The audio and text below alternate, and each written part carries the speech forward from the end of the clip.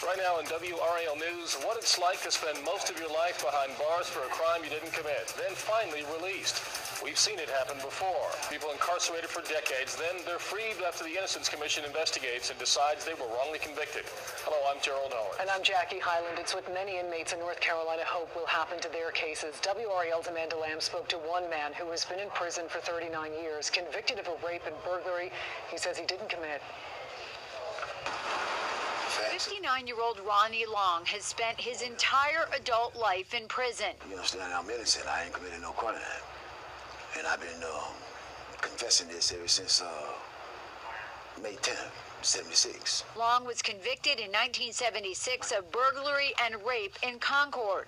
Home is now the Harnett Correctional Institution. I've been railroaded off to the penitentiary. The main evidence was the victim's identification of Long in a courtroom, an identification he says was seriously flawed. You were in that courtroom for a long period of time before she ever identified you. Almost 2 hours. The Cabarrus County District Attorney Roxanne Vanikoven stands by the conviction, saying, quote, "If there was any question in my mind that we had the wrong person, I would do everything in my power to right the wrong." For Long's attorneys, the wrong involves SBI testing on physical evidence they say exonerates their client.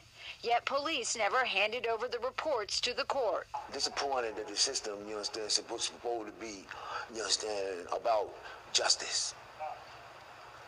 That it would just overlook. Long's case is one of 20 currently being investigated by the commission. No hearing date has been set yet, but he's hopeful. I mean, every day. I mean, I think about, you understand, am I going to ever go back home? Amanda Lamb, WRAL News, Harnett County.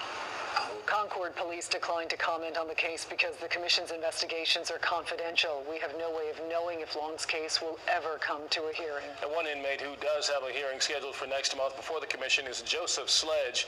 He's been in prison since 1977 for a double murder in Bladen County. He says he did not commit. His attorneys say long lost evidence found just last year in a sheriff's department locker may be the key to setting him free. County